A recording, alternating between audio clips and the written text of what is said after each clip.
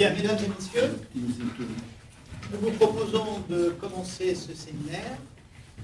Donc j'ai le plaisir, avec monsieur le directeur académique adjoint, ainsi que le représentant de l'IUT, d'assurer l'ouverture de ce séminaire. Et donc, en guise d'accueil, nous allons donner d'abord la parole à Oscar Motin. Merci beaucoup, bonjour à tous. Voilà, je suis enseignant-chercheur ici à l'IUT Bordeaux-Montaigne, dans le département MMI. Je suis ravi de vous accueillir. Et quand on nous a sollicité pour organiser cette rencontre, nous avons été plus que ravis de pouvoir le faire au sein de notre institution, car qui dit département multimédia Internet, dit bien évidemment les usages du numérique, de l'intelligence artificielle, et tout ce qui est en notre pouvoir pour accompagner les étudiants au mieux dans cette transition et dans ce monde qui est un peu particulier. On avait la chance et l'opportunité d'avoir rencontré déjà certains de vos membres actifs au sein de notre institution et de pouvoir échanger avec eux autour d'un colloque scientifique que nous organisons chaque année. Donc il nous paraissait bien évidemment essentiel. Bien évidemment, je suis là en tant que représentant, mais là, je suis le département qui actuellement est en déplacement et du même avis que moi, et que nous d'ailleurs, parce que c'est une décision collégiale. Voilà, nous sommes donc dans cette joie de collaboration, et pour nous, ce n'est qu'une première rencontre que nous espérons poursuivre au sein de notre programme annuel, et notamment son du colloque qui arrivera donc au mois de mars-avril. Donc vous serez les invités bien évidemment aussi également pour pouvoir échanger sur ce sujet-là. Aujourd'hui, il est possible que certains des étudiants puissent être présents cet après-midi, qui passent à un moment donné pour la table ronde, notamment donc, de la deuxième partie de la rencontre. Mais il était important et essentiel pour nous que nos étudiants puissent assister aussi à ce retour d'expérience, au retour de vos travaux pendant le colloque. Et donc, ce serait l'occasion également de pouvoir échanger avec eux et avoir un travail peut-être collaboratif. En ce qui nous concerne, dans nos enseignements de manière globale, bien évidemment, nous travaillons sur des aspects du numérique et nous sommes un peu comme vous tous, confrontés à tout ce qui peut être l'intelligence artificielle au sein de nos enseignements. Nous, d'ailleurs, très lourdement impactés, puisque, comme vous le savez, ici à l'université, les étudiants sont un petit peu plus libres dans leurs travaux, d'avoir des références bien particulières et de faire appel à des outils du numérique actuels. Donc on a vu, comme on aurait dit certains, ces fléaux s'est multiplié au cours de ces derniers mois. Comme d'autres personnes pourraient le dire, c'est plutôt une opportunité de faire mieux et de travailler autour de ces outils-là, un accompagnement personnalisé, parce que si effectivement ça peut être décrié d'un côté, d'un autre côté, nous, en tant qu'enseignants dans le numérique, on peut le voir comme un outil de consolidation des contenus. Et c'est comme cela que nous avons pris ce virage-là, si je veux dire ainsi. Nous voyons cela comme quelque chose que nous devons plutôt apprivoiser plutôt qu'interdire, et les accompagner dans l'utilisation plutôt raisonnable et intelligente des outils qui viennent complémenter et les aider dans ce travail de recherche et d'études, plutôt qu'un outil qui va faire à leur place. Donc voilà ce que nous pouvons dire de nos travaux. Et aujourd'hui, des recherches dans notre équipe d'enseignants ici en termes au niveau de l'UT, de notre département, et ce que nous essayons de faire au quotidien. Donc on sait très bien que ce sont des outils qui sont de plus en plus présents, qu'on ne va pas bannir, mais justement sur lesquels on va apprendre à travailler et essayer d'apprivoiser ensemble. Donc merci encore de nous avoir demandé, de solliciter pour accueillir cette journée. Nous sommes ravis. Et espérons qu'on verra davantage dans nos locaux pour tout ce qui est vos recherches et les échanges que cela puisse produire. Merci encore. Merci Oscar. Monsieur Jérôme Pellet. Merci Monsieur le Président. Donc, mesdames, messieurs, je suis Jean Pellet, directeur académique adjoint, et je suis là aujourd'hui comme représentant de l'Académie. À la demande de Madame la rectrice qui souhaitait effectivement pouvoir soutenir cette action qui est portée par l'association aujourd'hui, qui s'intéresse à un sujet hautement important, l'intelligence artificielle, l'esprit critique. Je pourrais repartir un petit peu de ce qui vient d'être dit on se rappelle historiquement les inquiétudes qu'il y a pu y avoir face à l'accès à la connaissance. On pourrait simplement se centrer sur la diffusion de l'imprimerie et les risques qui pouvaient être associés à la lecture de textes simplement écrits, qui nous paraît aujourd'hui tout à fait ordinaire. Et peut-être plus récemment, les inquiétudes qui ont pu naître avec le développement des outils numériques de manière plus large, et puis aujourd'hui plus spécifiquement avec l'intelligence artificielle. Alors c'est vrai qu'à l'école, on se doit de vivre avec notre temps, de vivre avec les outils qui sont à disposition des élèves, et je suis tout à fait d'accord avec ce qui vient d'être dit. Il n'est pas question pour nous d'écarter purement et simplement les usages, les outils qui existent au quotidien auprès des jeunes et de leurs familles, mais plutôt de travailler à leur éducation, à leur utilisation, pour pouvoir en tirer tous les bénéfices, sans pour autant s'exposer à des risques qui sont inhérents à toute nouveauté qui peuvent exister. Donc, en premier lieu, l'intérêt que je vois à travers ce séminaire et la diffusion de la réflexion autour de l'intelligence artificielle, c'est de développer cette culture scientifique et numérique qui existe et qui transcende un petit peu, comprendre le monde actuel dans lequel on vit. L'IA est omniprésente. Nous avons des voitures autonomes, plus ou moins utilisées, qui mobilisent un certain nombre de ces objets dirigés par l'intelligence artificielle, qui ont leur intérêt. Et puis il y a aussi d'autres risques, des algorithmes qui peuvent peut-être nous orienter dans des décisions, dans des compréhensions du monde. Et il est important de pouvoir être suffisamment éduqué à cela pour ne pas subir les assauts de personnes mal intentionnées qui, bien évidemment, dirigent et orientent les actions ou les réponses qui peuvent être proposées par l'intelligence artificielle, mais bien comprendre les mécanismes et les implications que cela peut engendrer. Ça passe nécessairement par le renforcement de l'esprit critique, on le voit aujourd'hui, ne pas tomber dans la facilité de la réponse qui arrive sur les réseaux sociaux, qui arrive donnée par un outil numérique, aussi puissant soit-il. ChatGPT, c'est sans doute le plus connu aujourd'hui en termes d'IA générative, qui pose effectivement un certain nombre de questions, notamment sur la validité des réponses qui peuvent être apportées. Et c'est bien à travers l'esprit critique et l'éducation que l'on donnera à l'ensemble des individus que l'on sera en capacité de pouvoir en tirer le meilleur parti et pas subir des orientations qui auraient été décidées par des personnes mal intentionnées qui, ne l'oublions pas, ont mis en œuvre, développé de l'algorithmie pour pouvoir apporter des réponses à des situations qui sont données. Donc il y a un enjeu de liberté énorme et très important à nos yeux qu'il faut pouvoir porter. Et puis, l'école, elle se doit d'être ancrée dans la société du jour, mais aussi tournée vers l'avenir et vers les métiers de demain. On voit bien l'importance et l'intérêt qu'il y a à avoir une population qui soit formée aux usages du numérique et aussi, et donc plus spécifiquement, à l'intelligence artificielle. Demain, nous n'envisageons pas que les métiers ne soient pas confrontés en direct aux usages de l'intelligence artificielle. La puissance dégagée par ces outils impose cette utilisation et cette compréhension. Donc c'est acquérir de nouvelles compétences transversales pour pouvoir s'adapter à la société de demain. L'école, c'est toujours ça, c'est à la fois partir du monde dans lequel on vit pour pouvoir donner et définir un projet de société pour demain où chacun est acteur, libre de ses actions et pas dépendant des choix des autres.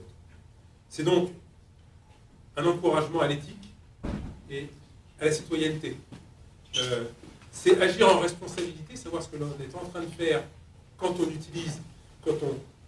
mobilise les outils numériques, mais bien au-delà même de la simple intelligence artificielle, mais quelle responsabilité j'ai quand je produis du contenu, quand j'utilise des contenus produits par une intelligence artificielle générative, quelle responsabilité j'ai quand je véhicule des informations ou des vidéos qui peuvent être produites par l'intelligence artificielle.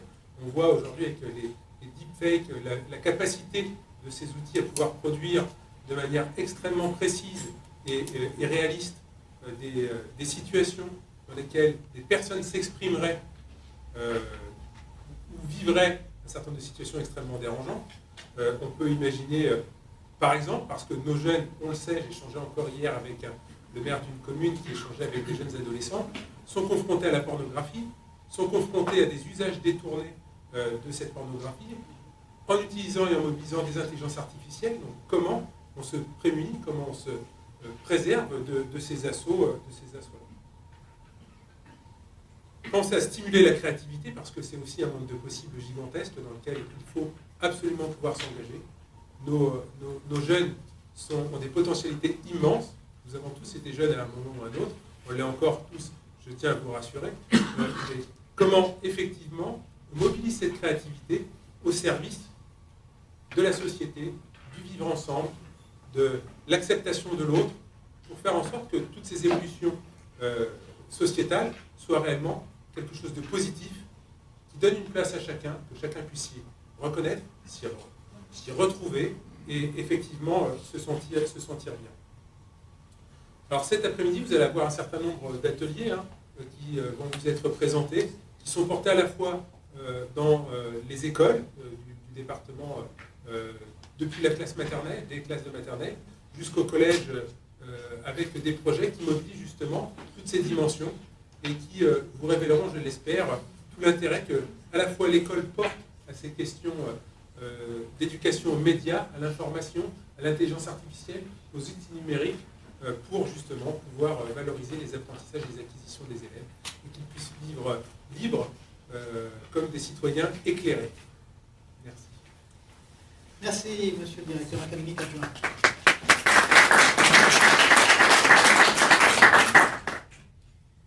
Bien. Mon propos en tant que nouveau président de l'ANAE, jeune président de l'ANAE, donc je garde cette idée que l'on reste longtemps jeune, et j'apprécie beaucoup cette idée. Je vais la faire mienne, bien entendu.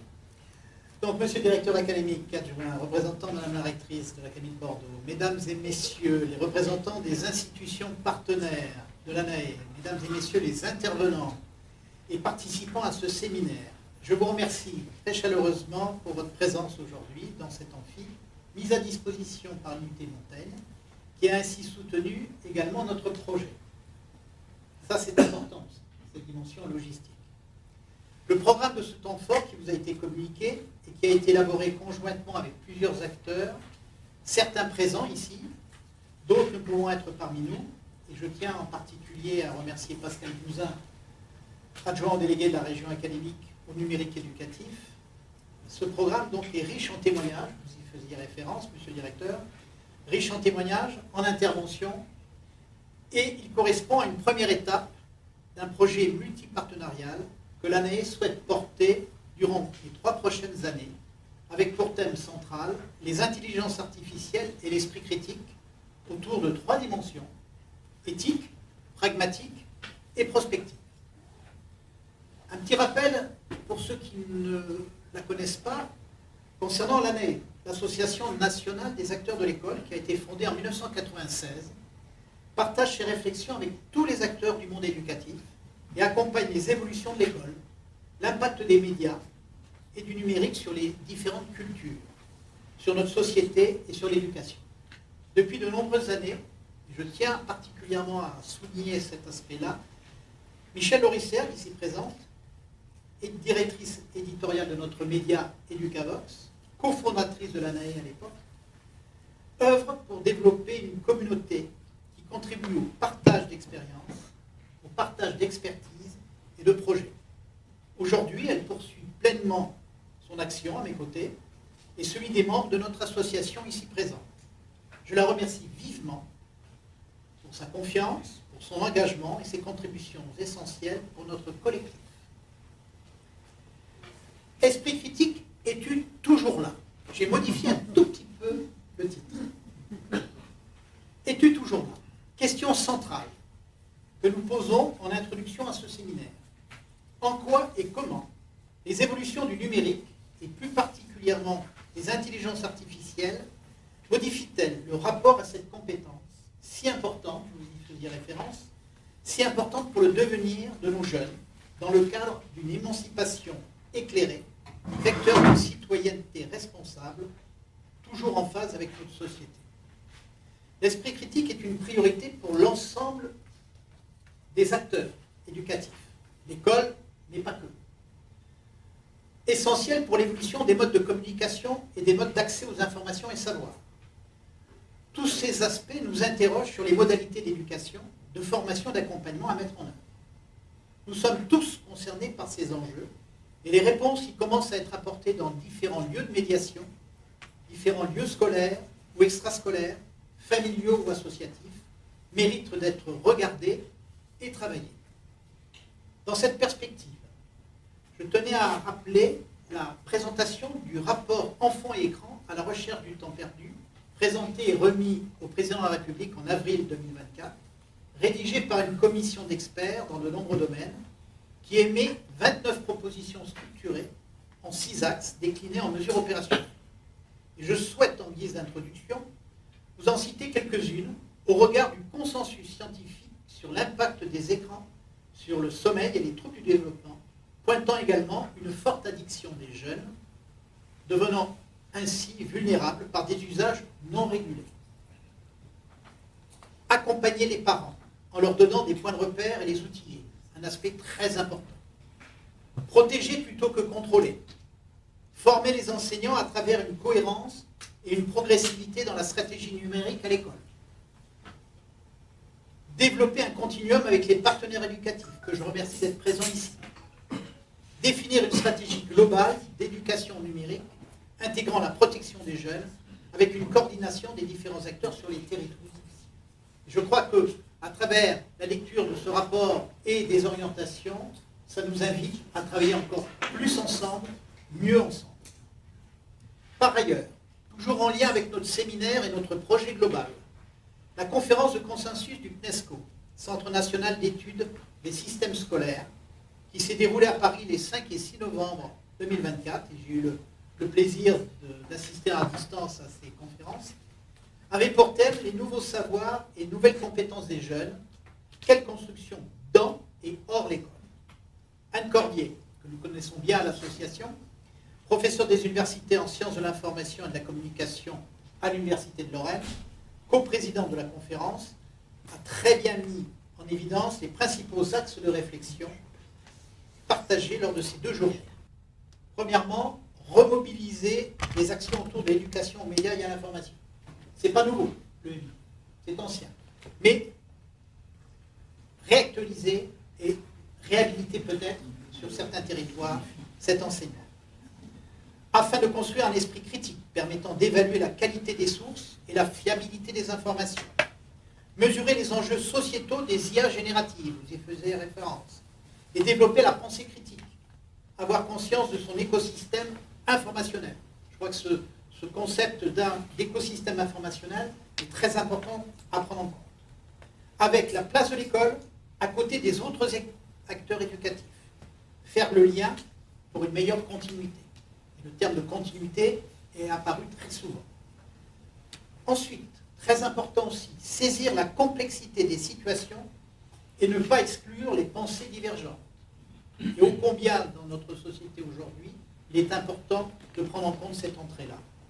Promouvoir les compétences numériques et psychosociales des différents personnels en complémentarité avec celles dites non académiques, dont on ne parle pas souvent.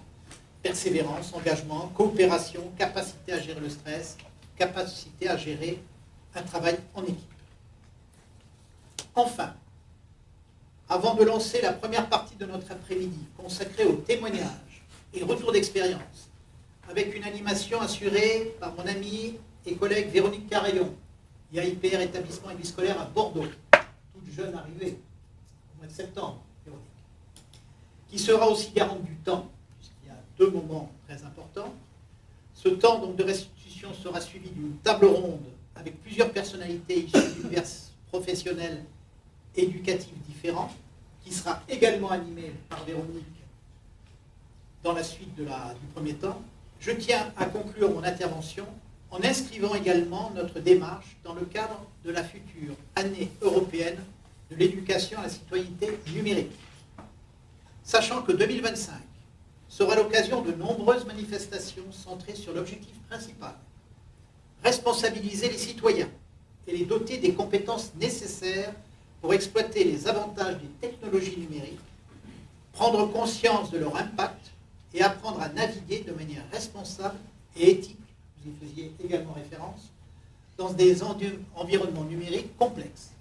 Je crois que ce séminaire lance un ensemble d'actions et nous sommes un petit peu, non pas en avance, mais à l'initiative donc d'actions qui vont se poursuivre l'année prochaine et sur les 3 prochaines années.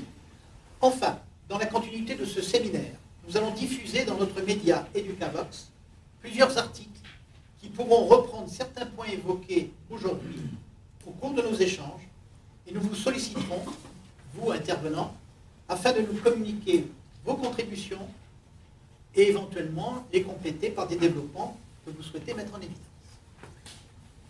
Je vous remercie.